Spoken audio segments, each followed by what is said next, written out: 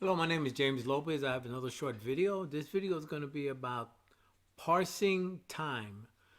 One of the issues I ran into when I was doing the production, and I wanted to see how long a particular program run. There's a couple of ways of doing that, but I found one way that works better for me. So I'm going to show you that right now. So you see this Python program right here, real short.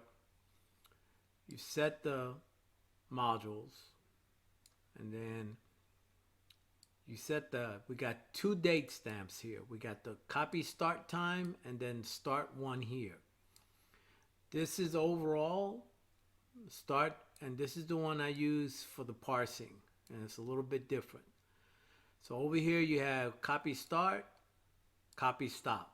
I got 10 seconds, so I'm pausing.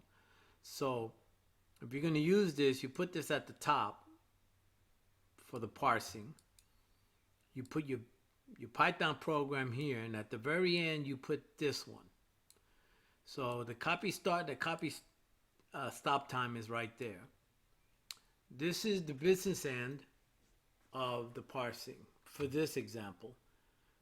And so let me bring this over a little bit. Okay, so up here you have the start one. The reason why I had to put one is because I had start before, so you can name it anything you want.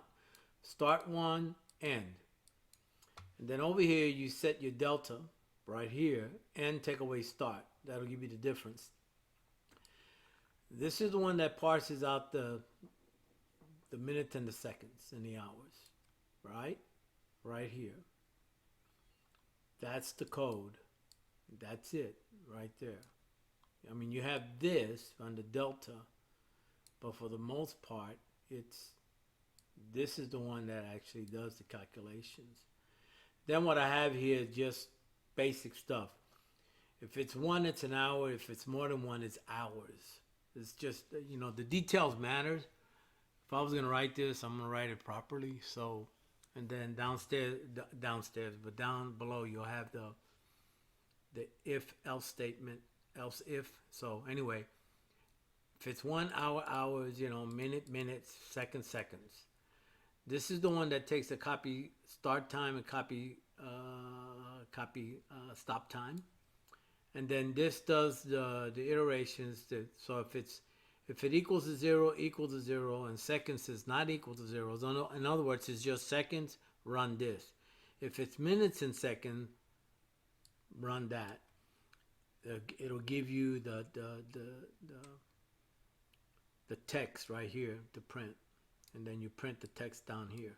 So anyway, and then if it's hours, then it'll be hours, minutes, and seconds. Then you print text one, which is this, and then it's either going to be one of these three in this print text two. And the output, let me show you. I was looking at when I was running it. That's what you're going to see. That's what I got printed anyway. Python program started on Saturday, July 16th, 2022, 1:41:29 seconds p.m. and stopped on Saturday, 39. So 39:29, 10 seconds. So this right here, Python program ran for 10 seconds. I usually do this on a lot of my, not small programs, but a lot of my bigger programs, because I need to know how long did it take. Did it take 30 minutes? Did it take an hour? Or I had one program that I ran on. It took over 3 hours. And that'll be another video showing you what I did with that. But anyway, if you got any comments or questions, let me know. Subscribe to my channel if you get a chance. I have a lot more videos coming up. And you have a good day. Bye.